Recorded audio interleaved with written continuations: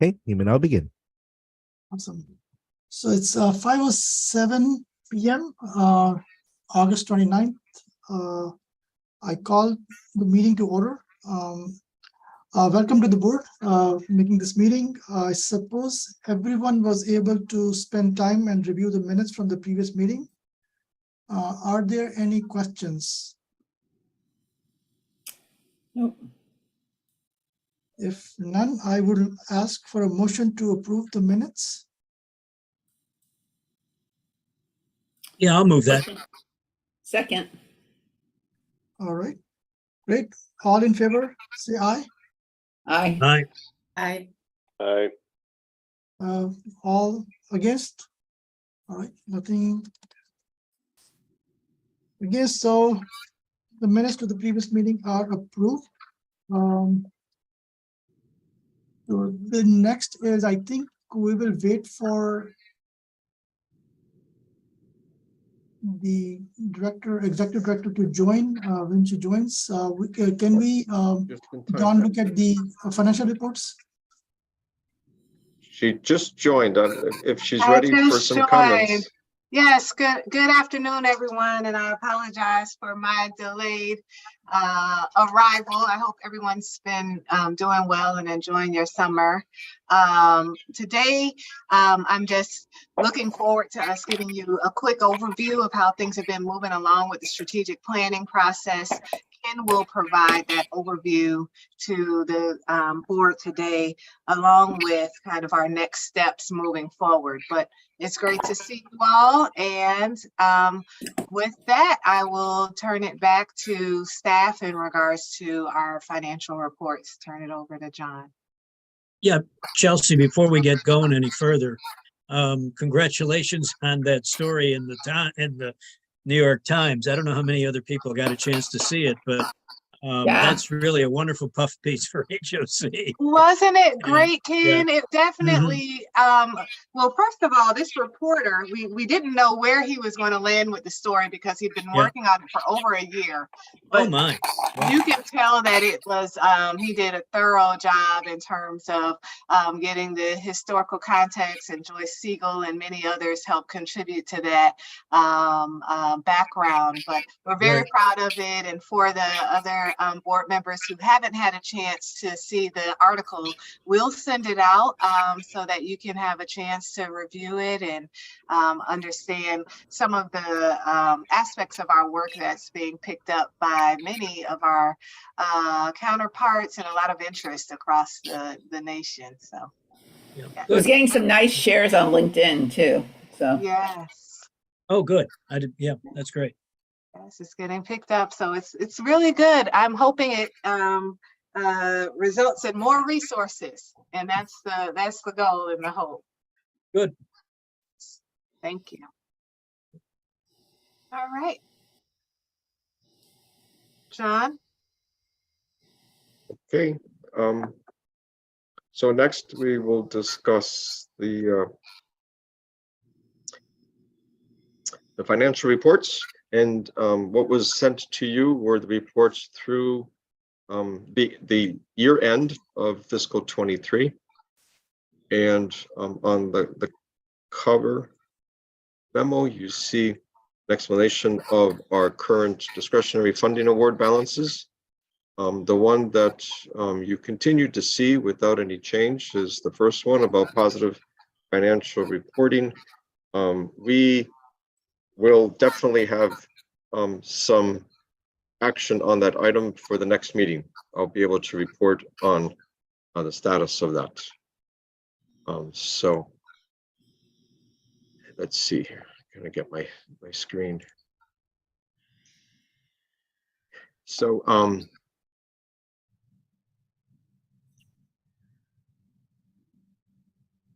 can't explain. Let's see.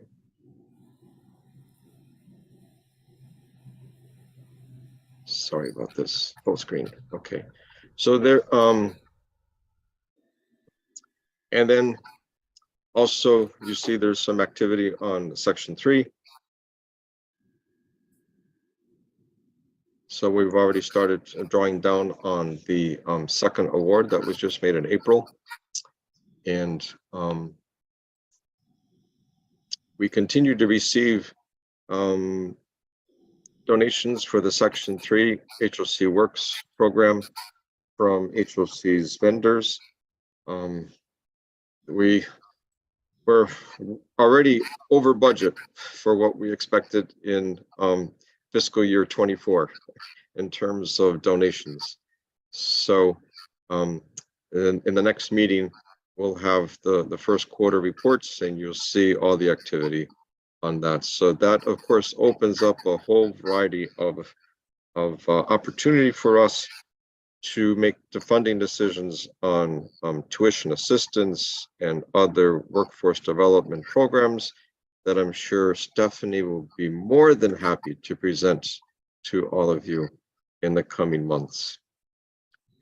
And so attached to this memo on the next page is AJ, you see the balance sheet and the statement of activities that comes from HOC Finance Department.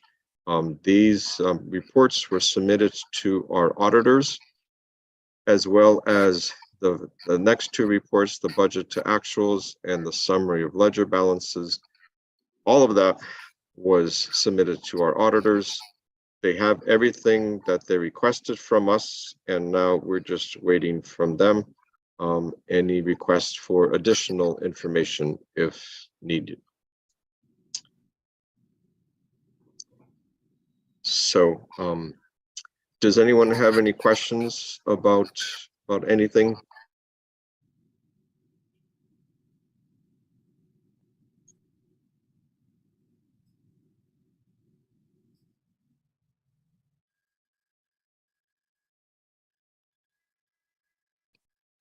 Okay. All good on here. Thanks for all the work on this and for engaging with our auditors. And I assume, do you have a sense of when they're getting back to us? I'm trying to remember from prior years how long it takes them. We're looking at possibly October, November timeframe, where we'll great. have something to present to all of you. Great. Okay. Yeah. So also on the statement of activities, let's see, AJ, if you scroll up one, I just wanted to highlight something. I'll scroll up the previous, next one. No. Or The other way. The other way. I don't know, up, down. The previous, nope, then the second one. Next one, nope, down. The next slide, next page. So on that page, you see contributions, 362, 346.93. That's of course a little different from what you see in the budget to actuals, and that's because we have to include at the year end the value of our volunteer hours as well as all the value of in-kind donations that HOC and HOCP received during the year. So just wanted to highlight that in case there are any questions. And if there aren't any other questions, then I guess we could move on to the next section. Yeah, just for the benefit of other board members to add, the amount of the volunteer hours showing up both on the income side and the expense are the same. Oh, yes, it's a wash. Yes, thank you. It's a wash. So, no, thank you so much, John. This is helpful. And have they already started the fieldwork, John, or they're coming in for the audit? We submitted everything that they requested. There's a whole spreadsheet of documents that they list that we need to provide. Thank you letters, copies of checks, a whole variety of information that's all been supplied to them. So we're just waiting for any necessary follow-up. And is it the same audit from CLA, I guess? Yes. Okay, awesome. All right. So if there are no more questions, then we can move on to the next action item, I think, which needs a resolution, which is 23-09 on page 16 for funding request for community engagement. I guess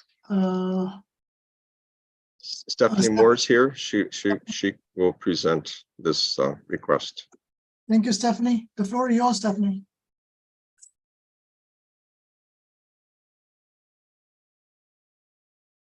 All right, good afternoon. On behalf of the Resident Services Division, I'll be presenting the funding request for community engagement activities. These activities may include formal and informal meet and greets, community resource information sessions, registration events for HOC and community-based programs, small scale pop-up events as we have presented funding for in the past, with themed attractions like ice cream socials, community bingo, game nights, pretty much any kind of creative idea that our staff can come up with in order to ensure that, to bring people together from the community and to ensure that our customers are connected to the division, to the staff, and to the services to fulfill the latter part of HOC's mission, which is to help customers fulfill their greatest potential. We have historically provided programs and services where we have staff office assignments. However, there are new directives and initiatives with respect to the acquisition of new properties and new construction, all of which is really exciting to ensure that HOC affordable housing participants are aware of supportive programs and services offered by the agency. The need to engage and re-engage our customers includes providing outreach and recruitment activities for approximately 45 HOC properties and scattered site communities. Resident Services currently has a budget of approximately $23,000 for miscellaneous spending for fiscal year 24 to support these activities at 13 properties. The funding request today is for $25,750 to support activities at 45 locations.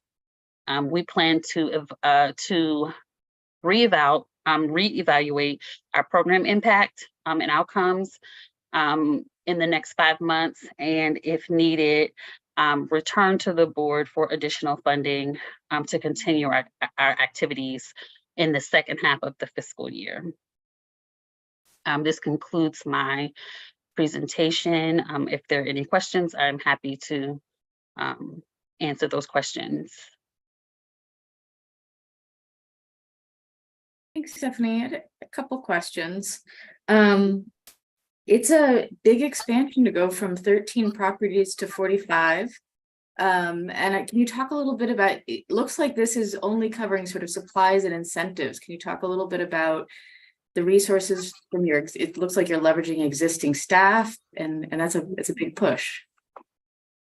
Yes, it is. So so the funding request, like you mentioned, is for incentives. These are properties that we, like I mentioned before, we have not engaged sort of directly. And we have found that many of the residents at the properties where we don't have staff offices are just simply unaware of what we do. And the programs and services that they're eligible for. And so it is a huge effort. Staff have been encouraged to provide at least 2 visits, 2 activities that's going to bring the community together, and/or this can include like a door-to-door kind of outreach and/or recruitment effort at the 45 locations, again, at least twice a month. So yes, it's a huge effort. We are going to,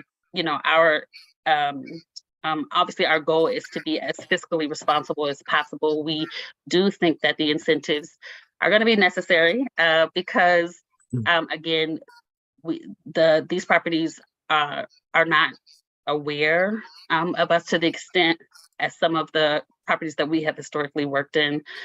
So we feel like we're going to need some backing, and obviously food and games and themed activities will help to support that effort. So we're going to evaluate the progress. Really, we want to see our increased visibility at these properties. We want that to equate to, you know, more slots filling up in our programs and services. We want to see the impact on the other side of the equation. So I'm looking forward to sharing some of that information. Just a couple more questions building on Alexandra's. Why the 13 properties that you're in versus the remaining, whatever, 32? How was the why, just at a very high level, why are you in the 13 and not in the 32? What is it about the 32 that was like, okay, we don't really need or prioritize a in-person resident services person there? So great question. And it wasn't necessarily that we didn't want to prioritize. And it wasn't that we did not sort of provide information or outreach through our newsletter to all of, you know, obviously all of our customers are invited or eligible to participate in our programs and services. The 7 family sites and the 5 older adult or elderly locations are locations that we have staff offices. So we have resident services staff that have offices in those communities. And so just by, I think, default, really, our focus has been very much to obviously make sure that those communities know about what it is that we're doing, and also those programs and services, a lot of, like, for example, after school programs, right, are usually held at the locations where we have staff. So I think it's just a matter of, we have staff at those family and older elderly properties, and the capacity, right, for that All right, staff. and I was just like, how would you describe the 32 where there aren't staff? Is there? Oh, I see. Okay. Thank you for clarifying that. So, so to my knowledge, these are properties that are either fairly newly acquired to HOC or new construction, the Leggett, the Laureate, like, so these are places that are mixed income communities. Maybe, you know, some of those some of the families that are at those locations are very much independent and probably haven't engaged them because of that level of independence, right? Our staff are normally engaged when there's a crisis, a rent crisis or something like that, right? So I think these communities are not necessarily different from any other community that we've been in. I think that they all have, they're very similar as far as like places where our staff. Honestly, I think, to truly sort of answer your question, the staffing at the places that we have historically had staff in, it's just the capacity. I think it's a capacity thing. I don't think it's these properties are not necessarily different. It's just, and to be honest, I don't know how our original, I think having to go back to look at how these particular properties were chosen in the beginning. But it maybe that'll answer some questions, but I'm not sure, to be honest. I'm not sure. Let me chime in, Stephanie. I'll just say that, you know, of course, as I joined the agency, had an opportunity to look at where we're currently providing resources and where we're not. There are certain budgets where resident services was embedded in those pro formas and incorporated in the financing plan for properties. There are certain times where there might have been a focus more so on our seniors, and therefore opportunity for resident services to really be there. Each property has unique characteristics in terms of even capacity for full-time residents services staff. And then in various iterations, when properties have transitioned to RED or mixed income models, there's been a different type of focus in terms of the level of service that's been provided or needing around the clock kind of resident services engagement. So at this point, what we're trying to do is, first of all, get back out. And this is still our post-COVID era of getting back out, being prominent. In some instances, some of the things that are taking place are virtual. In some instances, it's in person. For some of the newer properties, some of the meet and greets might be a virtual Zoom meet and greet versus come down to the office, especially if it's in some of our newer buildings where our residents need to integrate with the community and not necessarily be segregated in that way. So we're being creative in how we engage those residents, and then to encourage them to even join the virtual meet and greet, being able to offer an incentive to Zoom in. So we're thinking through all of these different strategies so that we can make sure that we get the engagement. You'll hear later from Ken that our satisfaction survey results show that most people who were engaged or participated in any of our resident services activities were extremely happy or had very positive reviews, and that those who didn't only did not because they did not know about it. And so we're really trying to address the fact that there are people who aren't taking advantage of our resources only because they don't know about them. So just two more questions. Those other properties, are they managed by HOC or are they managed by somebody else? Yeah, we have there's no one answer for any of these things because each of our assets have a different model and different structure. We have over 7 different property management companies that we contract with that provide resource property management, third-party property management resources to us across the portfolio. And then there are some properties that we manage. So it just depends on the property. So I guess I would just, given the amount of this, I guess I had 2 thoughts. First, I was going to say, instead of trying to spread this so far, maybe since this is new, you're say, okay, of those 32, we take it to 10 or 12 which is still a hell of a lot, excuse my French, in the next 5 or 6 months. And then, maybe that's done with 2 property management companies, because there's huge overlap between, as you're trying to get community engagement and what else is happening in those properties, right? And maybe testing it out a little bit more. So you're going a little bit more intensive. And I know we're talking a little versus just trying to hit everyone. I feel like that might be more valuable to be able to come back and say, here's the kind of things we found. The other thing that hit me when I was reading about it was just, the community engagement at the end, all of this work we're trying to do, that you're trying to do a great job at, is to improve a resident outcome, right? Not just to have a resident participate.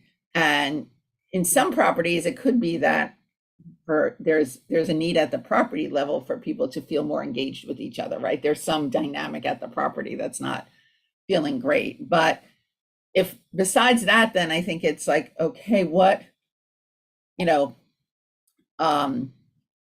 is this a property where we really want to be thinking that, the youth programs are much bigger, or financial coaching is maybe more likely, and using some either data or focus group or survey or something to say, how is it that we're going to try to engage, right? To get people versus just like, hey, this is our menu of it. So I guess I was just encouraging you to maybe go tighter and try to think about which residents and how you kind of push this engagement and relationship building in a way that might attract residents more, and you can, and with that, focus on the outcome that you're trying to actually get to. This is not the only engagement we'll be having with the property. So our resident counselors have a portfolio of properties that they're responsible for providing ongoing support for. This is just to supplement some of the activities that we do. So there's a lot of analysis and data that takes place. We've had opportunity to do community needs assessments at our different properties. Every time a client reaches us, there's an assessment that takes place then where we use software to determine what resources might be best for those particular individuals. And then there are more comprehensive ongoing programming at different sites based on what we already know, just like you just described. So that level of strategic thoughtfulness is happening at our managerial and leadership level for resident services. This is a request to the nonprofit to help support some of these outward facing, hey, we just want to show our face, get people acquainted with all of the different resources. But there are ongoing resident services outreach and activities happening across the portfolio. So the analysis that you're referring to, I will just say, is happening, and it takes place with our leadership, who's also coming up with what type of programs, what type of partners we should have for each property. There's analysis in regards to if we should partner with some kind of senior service provider to provide resources for our seniors, or aftercare programming at certain sites. Or, for example, we're doing a chess club at various sites based on level of interest and engagement that we've received from the youth at different properties. And what is also beneficial with letting everyone know as soon as possible about what we offer is we have many of our partners who are willing to do and provide resources from one-on-one financial counseling to assisting with resume building and or career workforce engagement that people don't realize or know about. And so the sooner they're able to take advantage of those resources and those individuals, the better from our perspective. So this is not an and or proposition. This is in addition to our already comprehensive strategy and approach with resident services. Thanks, Chelsea. A question about the community scan. It sounds like a great tool. Is that something that's happening broadly across? I mean, so is that happening in those 13 properties where you have dedicated staff? Is that something you have the capacity to do in other properties where you don't have dedicated staff? Mm-hmm. So, and Stephanie can speak to this as well, but last year, HOCPs helped sponsor some pop-up events at our different properties. And a part of those pop-up events included doing the community needs assessments for those properties. And so going through strategically, looking at when's the last time we did a community needs assessment, where do we need to do that next, when the next pop-up is going to happen, making sure we have enough staff there to help facilitate that process is how we've approached that.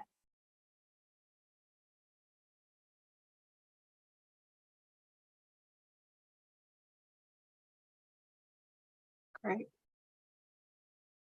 And so the other thing I'll just indicate, oh, I'm sorry, Teresa, please. No, jump in, sorry. Oh, I was just going to indicate, this budget reflects 6 months. It obviously costs much more to do this across our full portfolio over the course of the year. So this would really just be starting with, I think, how many properties? Half of the properties over the first 6 months, and then coming back to say how those initiatives are going and potentially seeking additional resources for the remainder of the year. So I have a thought, but my dog's going insane. I'll be right back.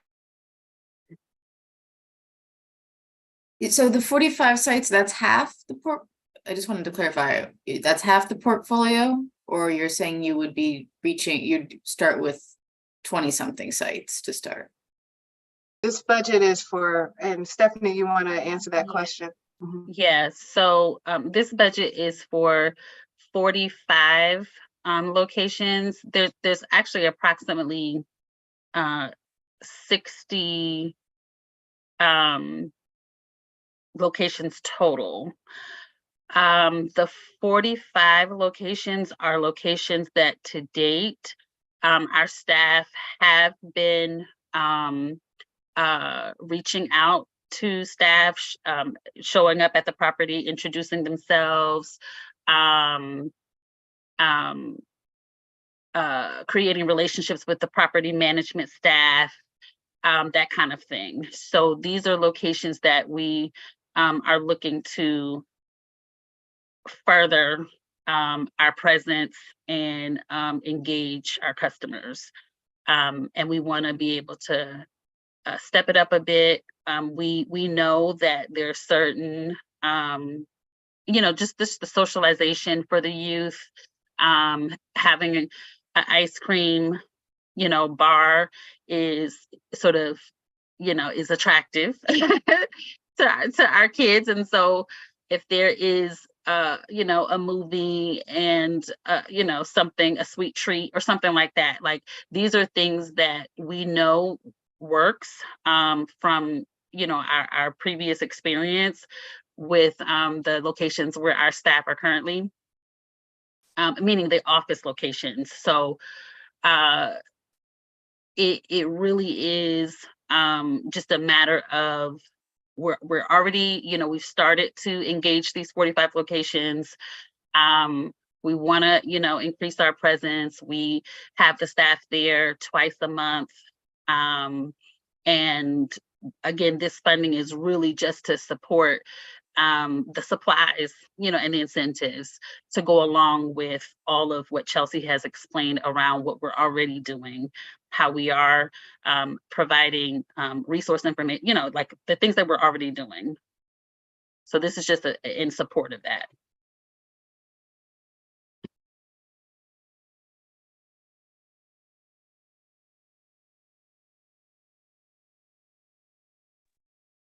So I'll just jump in and say, I think these are really great questions. And Alex and Eileen, thank you so much for digging in on that. And I definitely get and understand the importance of just having some discretionary dollars to be able to do some sort of community building and capacity building is what it sounds like for some of these properties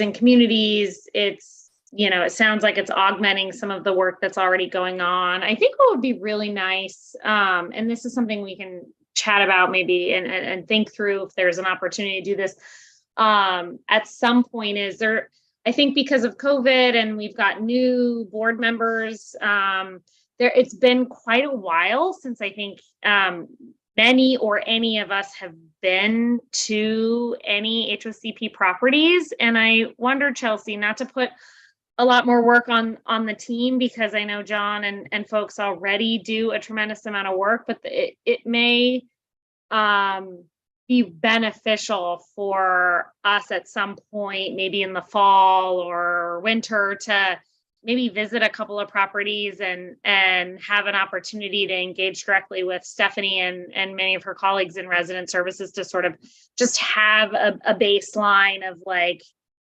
just being able to see some of the work they're doing firsthand. I think it's been a minute, which is understandable because we've been in, a very different situation, and then a little bit in transition with new board members and others cycling off. So Yep. Just an idea for us to think about to just help us get even more education and more sort of eyeballs to the amazing work that's being done at these properties. We'd love to do that, and we're gearing back up and starting to do tours again, and so we can definitely coordinate and arrange a tour opportunity and bring you through and allow you to see not only what we have going on at some of our older properties, but also preview some of our newer properties as well. So definitely thank you for the suggestion, and we will follow up on that. Yeah, and I think this will be a good year to do it. This is the odd year to the gala. So next year you guys will be more busy. So. All right. I guess any further questions? All right. So if there are no further questions, comments, I would like to ask for a motion to approve 23-09.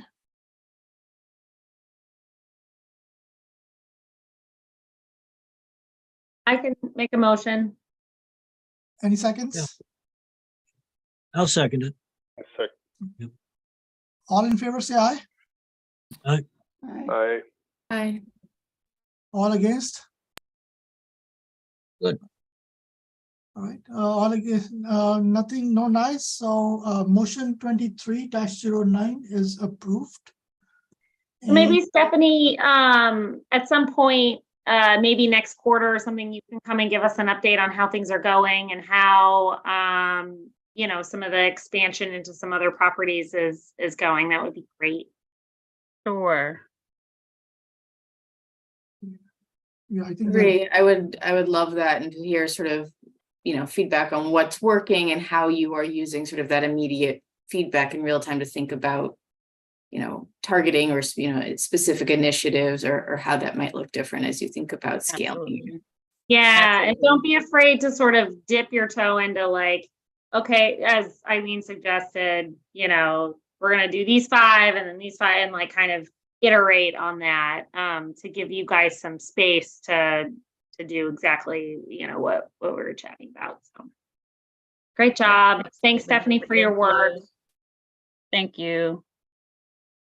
all right. So the next item on our agenda is 23-10 on page 22. Action item for authorization to redesign the HOCP website. I guess, Ken, would you be addressing that, or That'd be me. John? Okay. So back in, goes back already to early spring when HOC started to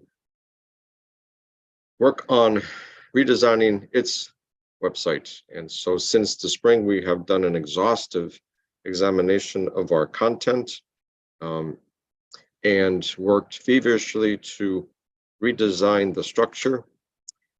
A few presentations have already been made to the executive team of HOC, and the hierarchy has been more or less finalized among HOC staff, and we're about to wrap up all the content that will go into each of these proposed pages, and sometime in early September, we will send everything off to our web designer. And so part of this process, HOC would like to also redesign HOCP's website to more closely resemble the new style of HOC's website. So because this is a formal administrative action that HOC would like to do on behalf of HOCP, HOC's legal team asked that we present this very short resolution to all of you, asking for your permission to have Chelsea enter into contract with our web designer to also work on HOCP's website, and then to continue hosting it and maintaining it.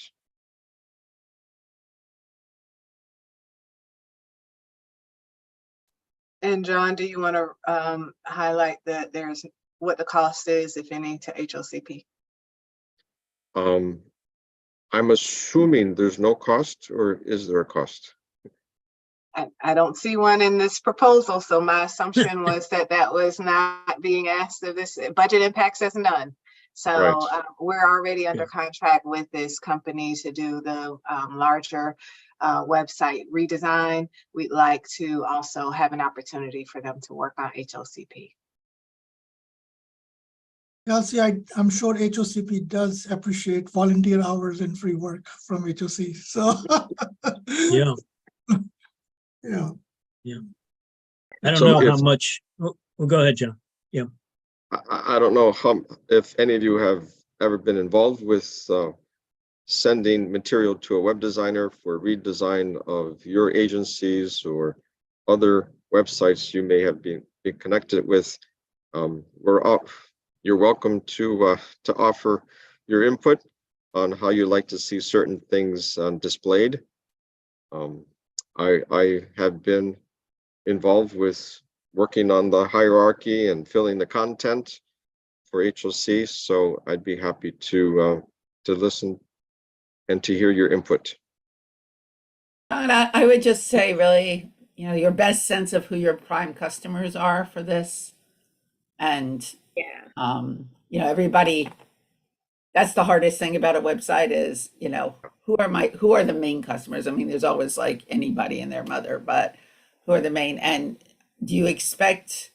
Doesn't sound like the residents are particularly a customer here, right? So I would say that's the biggest focus to me is who do you think your main customer is, and then how are you making it accessible, both like how they're going to read it, they're reading on their phone or they're reading on their computer, on a tablet or what, but also like how they might think about it. So whoever that is, that's my.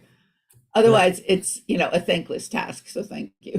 Yeah, no, so to Eileen's point, just to add, I think that's exactly right. Like, I think if we need to sort of think through and maybe get a little data or analytics on sort of how much traffic we get to HOCP's website and HOC's, right? And do we want to actually, does HOC want to drive a little bit of traffic to HOCP's website for the stuff we're doing? Is it more focused on the sort of folks that we're engaging in fundraising and the gala and other things, because that will have, that we'll want to think about content through that lens versus, I don't think, to Eileen's point, that the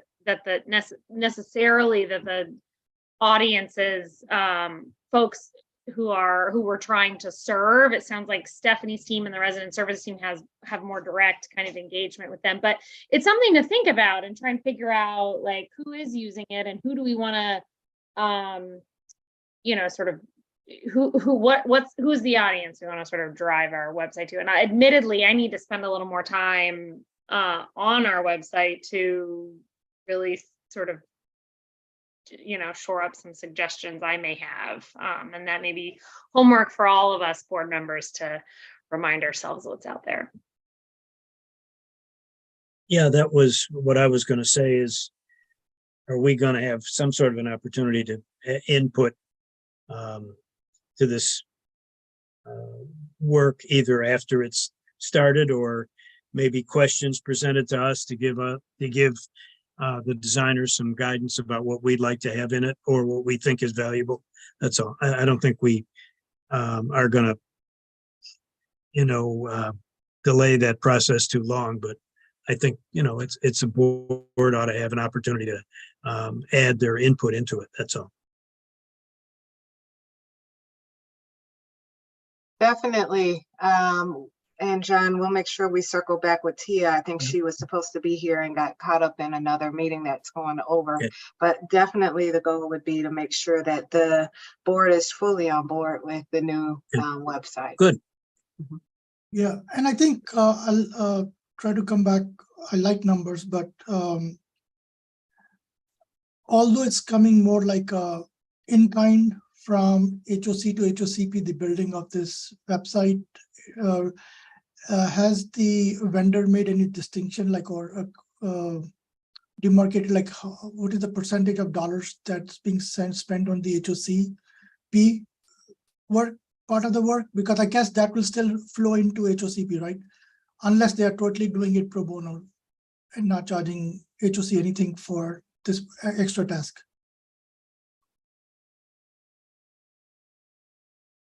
Have to have a conversation with Tia to see if they've broken it out that way or if they just kind of added this as another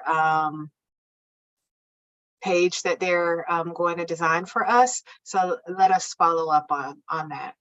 Awesome, because there might be a dollar value that might move into in terms of accounting as an in-kind sort of a contribution from HOCP, HOC to HOCP.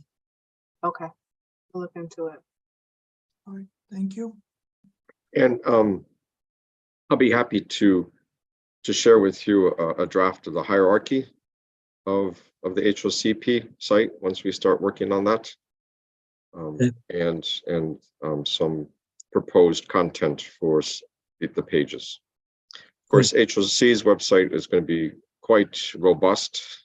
There are many different pages and child pages.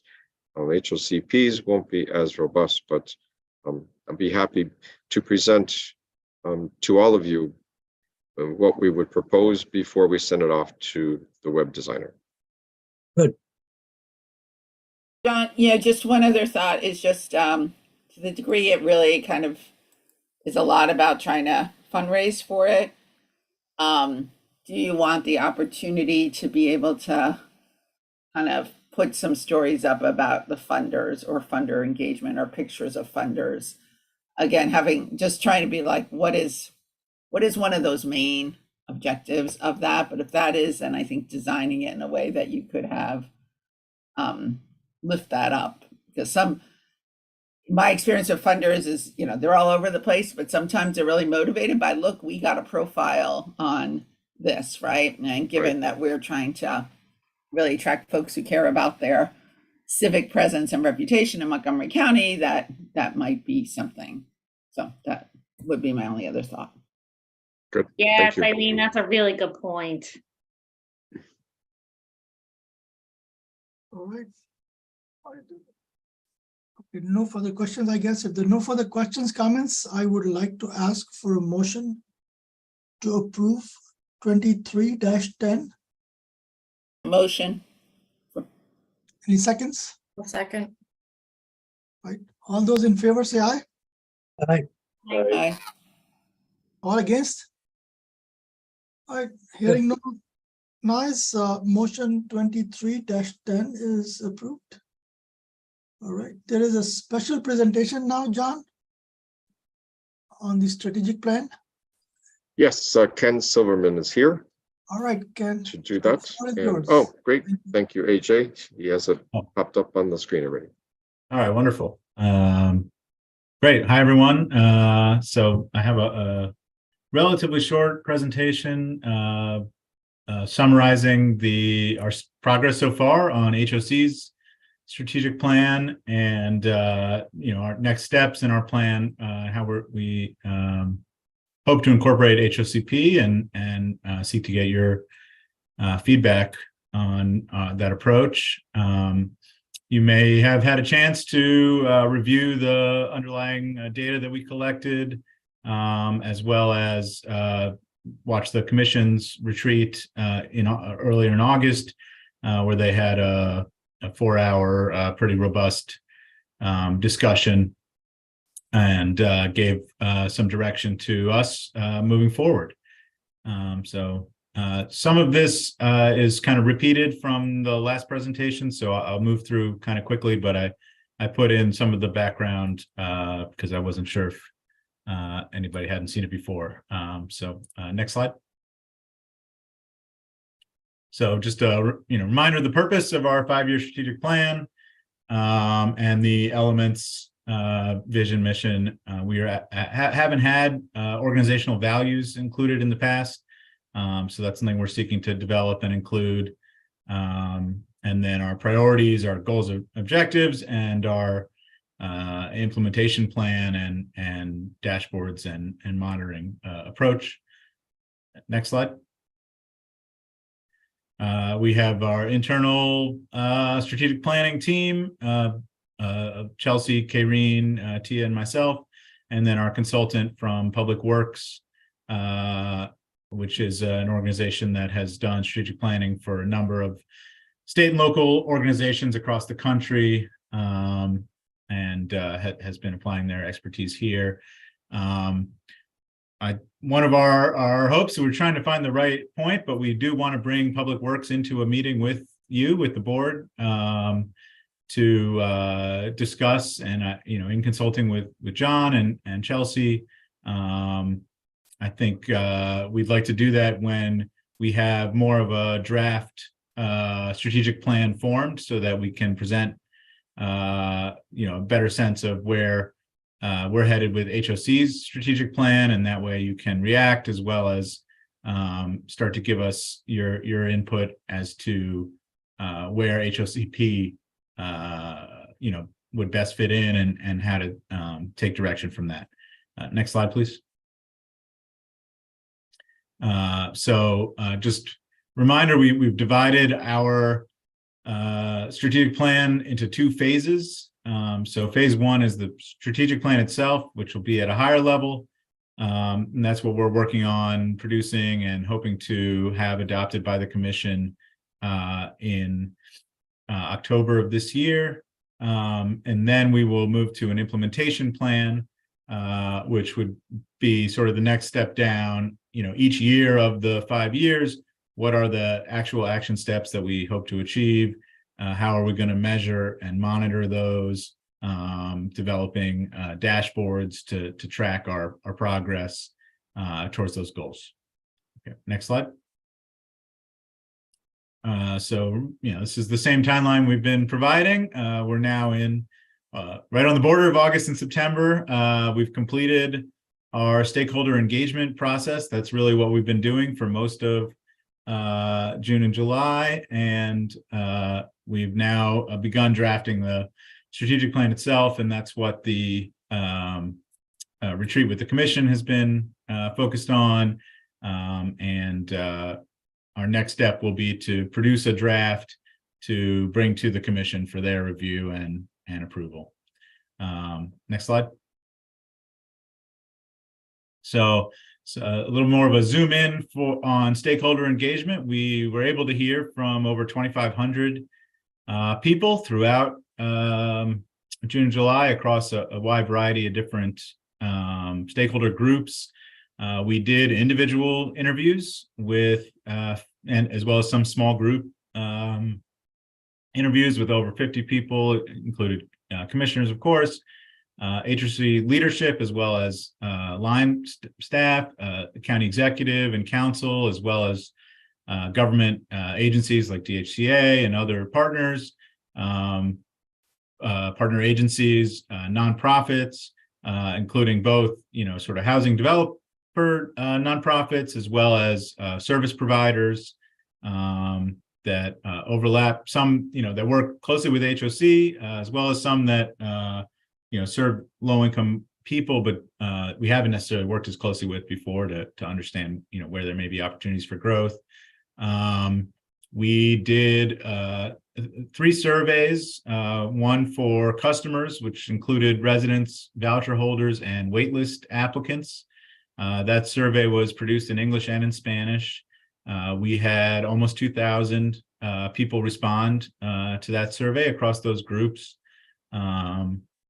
We did one for the general public as well in English and Spanish, and we had 341 respondents there, and then one for the staff, where we heard from 120 of our staff, which is about a third.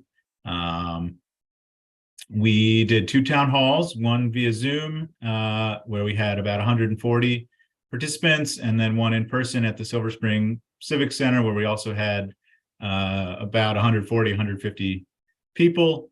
And then we did 5 focus groups on specific groups, mostly HOC customers, although some from the broader community as well involved there to be able to get sort of a more deep qualitative information to what their experience is like, and what their ideas are for HOC. Next slide, please. So this is our our our communication strategy around stakeholder engagement. So we went pretty all out. We did an advertising campaign.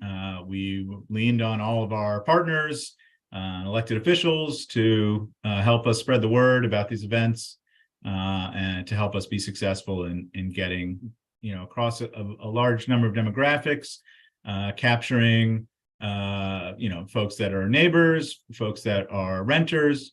About 1 out of 9 said that their job was housing in one way or another, directly involved with housing. And most were, county residents who just had an interest in housing and wanted to give feedback. You can see in the top right, about 70% were favorable or very favorable in their view of HOC, 30% not so favorable. Something to address. We again, to try to keep this a reasonable amount of time, I didn't include all of the charts that were in the that we've collected. I think one of the things that we found is that we tried to ask a bunch of different ways, what do you need more of? What would you focus on? And overwhelmingly, the answer was yes, that the need is great across really all of these verticals. So whether you asked about supportive services, more housing, the housing that was higher quality, home ownership, people really just wanted more of everything, and it was there wasn't any one thing that really jumped out as the dominant need, particularly from this group. Next slide, please. So this was a summary of our customer survey. We had, as I said, almost 2,000 respondents. One thing that we found is that 25% of the waitlist applicants that responded have been on the list for 5 years or longer. 15% speak a primary language other than English at home. You can see the demographic breakdown is a little bit different, closer matches our customer profile as compared to the demographics of the county at large. And we did capture a good number of responses from all of our different customer groups. So about half were from the wait list, half were from were voucher holders, 25% were voucher holders, and then some rental assistance customers and some residents in our properties. Next slide, please. Okay. As Chelsea said, when we asked our customers about their feelings towards HOC, we got similarly about 70% were favorable or very favorable, about 30% not so favorable. And when you broke that down to people that were on the wait list versus people that were taking part in our programs, it actually shifted tremendously, and almost 90% were favorable among the people that are receiving service from HOC. And we got a tremendous number of written comments that we're frankly still working through fully analyzing. But the dominant themes were, well, there definitely are some customer service issues that we need to resolve. That people are desperate and need housing. Again, that the need is across all verticals. And so whether that's senior housing for people with disabilities, family housing, people are struggling, and for those that have been on the wait list for 5 years or more, they're it's a very difficult place to be. So we do know that our average wait list time for HOC to get a housing choice voucher is 6.5 years. Just because the demand, outstrips the supply that we, the appropriation that we get from the federal government. We certainly saw that need come through loud and clear in all of those surveys, as well as the town halls and the focus groups. We also did a great deal of research, sort of independent from the stakeholder engagement. So we looked at the broader Montgomery County demographics and economy, analysis of the housing ecosystem trends at the federal level, HOC's organizational and operational data, analysis of the wait list, of our customer data. We looked at federal and state funding opportunities, as well as national best practices. Next slide. Just sort of trying to summarize all of that research quickly. The key findings, probably nothing that you don't already know. County population has grown tremendously over the last 70 years. We've become much more diverse across pretty much every measure. The county is aging, and so the need for senior housing and services is increasingly an issue. And there are some signs potentially that population growth is starting to slow, or even slightly reverse. I think in the past year, we did actually slightly drop in population. But it's unclear whether that's a change in trend or kind of a blip. Either way, housing development has just not kept pace with the population growth, and so that's resulted in a huge imbalance between housing supply and demand that has pressured affordability really at almost every income level. People are struggling to afford housing that meets their needs in the county, and obviously it's the most acute at the lower levels of income. Our economy is strong, certainly relative to, and I should have said, please hop in with questions at any time. No need to wait all the way to the end here. So Ken, out of curiosity, if the Montgomery County population is stagnating, do we see similar trends in adjoining counties, or people are moving to other states out of mainland? There are some kind of, in that I think, this is pure speculation, to be honest, because I think the answer is we just don't know. We don't see similar trends in most of our regional peers in terms of population growth. The region is growing. Certainly the Northern Virginia jurisdictions are continuing to grow in population. It may be connected to the aging of the county and seeing people retire to other parts of the country. And again, it may not be an actual trend. I think, seeing sort of 1 year's data is really not, at least I'm not comfortable in saying, this is happening. So we may be continuing to grow. Over the long term, I think that is tied, frankly, to the economy and to the availability of jobs. And that is one place where it is very clear that we have, again, the level of our economy is strong relative to other, frankly, there's not many other jurisdictions I'd rather be than Montgomery County. At the same time, our, the trend is not positive, and we have lost jobs over the past 2 decades. And certainly compared to Northern Virginia jurisdictions, which have gained, 30% gains in the number of jobs over the past 10 years. Montgomery County has lost like 3% or 4%, something like that. So there is some stagnation. The commission actually, when we did at the retreat, had a significant discussion about what that could mean for trends in the county moving forward. there was, discussion about possible transportation solutions, ways to integrate more tightly with the with Northern Virginia as it becomes, more of a center of gravity for the region's economy.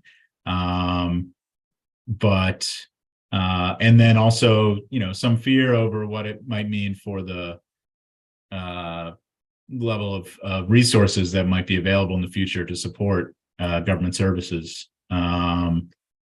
But I think the bottom line of all of this research was that, as I said, there is great need for assistance with housing in particular, as well as a number of other services across pretty much every slice of the economy. And so it really becomes a values question of what does the commission want to prioritize? What does the HOCP board want to prioritize in terms of services for different populations? Because the demand is there pretty much for any of the kinds of housing or services that we could conceivably produce certainly over the next 5 years. Ken, can I jump in here with a quick question? Or I have so many questions. Sure. I'm trying to prioritize in my head what to ask you first, and knowing that we only have probably 15 minutes left at most. What's the plan for sharing some of this information more widely beyond HOC? I'm thinking state and local policymakers and elected officials. And I'm also thinking, and this may, I need to do more research on this. What are, being a quasi-governmental agencies, local housing finance agency, we're the nonprofit arm of that. What's our role in potentially recommending or looking into what we need to do? You hit the nail on the head with sort of what's been going on with like Virginia and Maryland, and how we're seeing not just jobs kind of move, but I've seen research and studies around how, the entire country is not keeping pace with supply on a national level, but we in Maryland and in particular Montgomery County are not keeping pace with supply like some of our neighboring counties, including Virginia and including other counties in Maryland. And then I look at my microcosm of Tacoma Park, and it's even worse, right? So, what we can continue to sort of do the resident pieces that you just mentioned, like how much more can we support some of these folks who maybe don't have housing? I know we have limited resources, and we focus on the sort of residents that are within our own properties that we manage and own, but so I'm being a little bit convoluted here, but I think at the end of the day, I'm just curious sort of what's the messaging externally with this, information that we have that confirms a lot of what many of us who are in the housing space and live and breathe it already know. And what can be done there? I don't know. I know that's a really big question, but just trying to think through kind of, is it being shared with our with Elric's office and others to kind of understand what we're learning here? Yeah, and as I said, so for a critical part of that interview process was engaging with some of those policymakers, particularly at the local level, to make sure that we can try to reflect their priorities and understand what's in the realm of possibility there. And then personally, I do very much view the strategic plan as a communications tool to have so I think all this information that we've collected, we're refining. And in the, once the commission has adopted the final strategic plan with goals and many of the action items that we develop or objectives, sort of the level below the top goals, we've tried to focus on things that are within our control, but there certainly will be elements that are about advocating, for more resources, because at the end of the day, we don't control how many, how much funding we get for housing choice vouchers, as you said, and certainly the commission is very focused on, how we can produce more housing, So, obviously how we can serve the residents in the properties that we have, but how we can produce more, how we can, potentially purchase more and ensure that it remains affordable, and how we can leverage all of the tools available. The other thing that we are working on is developing a legislative priorities document for 2024 that we'd like to have the commission approve alongside the strategic plan, and that would be absolutely something we would want to send to all of our policymakers at all three levels, and to try to get their focus and would love to get feedback from you all about how to be effective, as well as Teresa or anybody else that has connections or knowledge about how to be effective there, assistance in pursuing those priorities, and both thinking big, but also like trying to actually really have very specific requests of things that we could change, that feel like they're within the realm of possibility.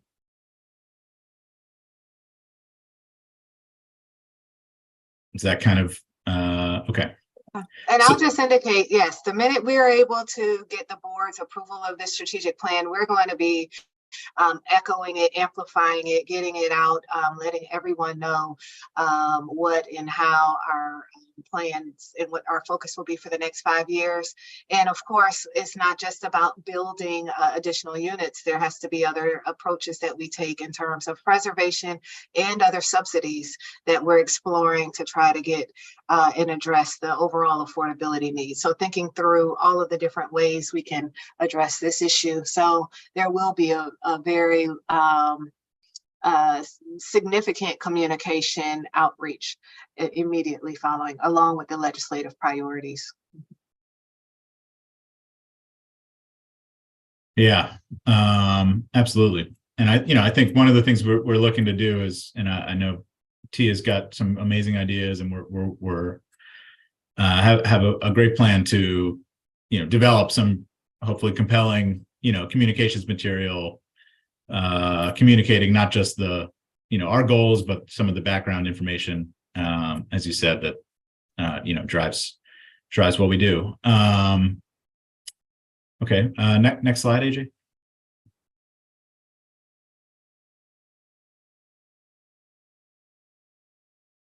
Next slide, please.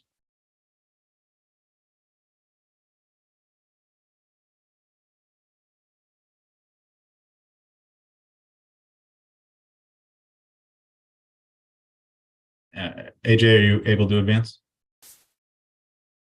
Okay, well, there was one more slide, which was next steps. Oh, there we go. Okay. This is obviously echoes the slide that I showed earlier, but just, highlighting. We're going to take all the research and information that we've developed. We're going to incorporate the feedback that we got from the commission. We've also been having, asking our executive staff to review all of that information, collecting their feedback, making sure that everything's correct and we're heading in the right direction. And then we're going to, develop a draft strategic plan, which includes a renewed mission, vision, values, priorities and goals. The commission will review and edit that. And then as we move into phase 2, that will include for HOC, the development of this implementation plan, but also the development of HOCP's strategic plan under your leadership.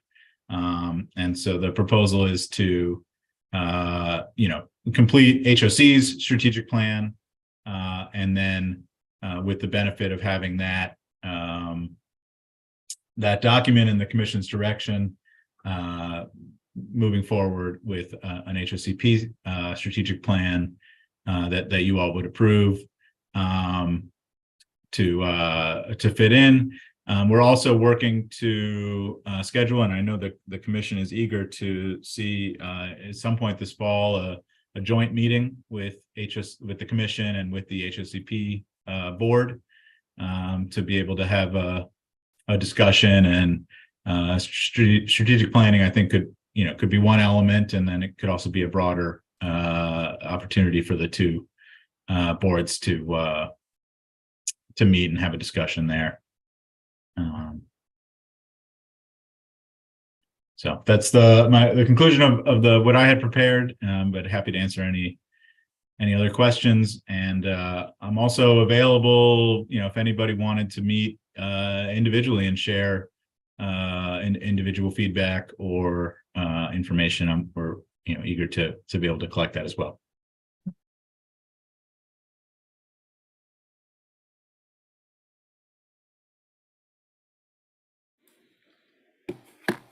Thanks. That was, I read, at least kind of read the plan you sent, which was, really comprehensive. So I was like, I have to go back and devote more time to this. So it's been very, very interesting. Thank you. No, thank you so much, Ken, for coming in and giving this overview.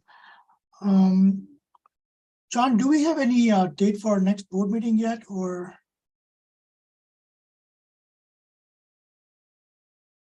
No, we don't have a date, or we don't have a date. It's all pending in September for the meet and greet with the HOC commissioners.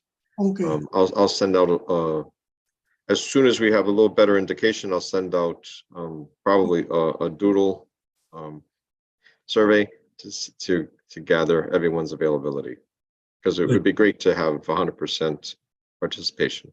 Yes, please. And the sooner the better on that. I feel like, well, my September is completely crazy, and I'd love to request that it be sometime during the week and not the weekends, because my entire September weekend is shot. yeah, it would be for me also preferably later part of September, early part. I don't think I have a, Yeah. All right. Okay, looking at this, nothing else. I think it's time to check if there is there any other further business we want to discuss or bring to the table? If not, then I would like to ask for a motion to adjourn. Any motions? Can anybody? Motion. All right. All right, all in favor, say aye. Aye. Aye. All right, I think this was one of our longest Good. meetings. All right, thank you so much. Have a great evening. Good. Thank you. Thank you Thank you all. all. Thanks. We'll Have a see good you. evening. Yep. Yeah, Thank bye-bye. you.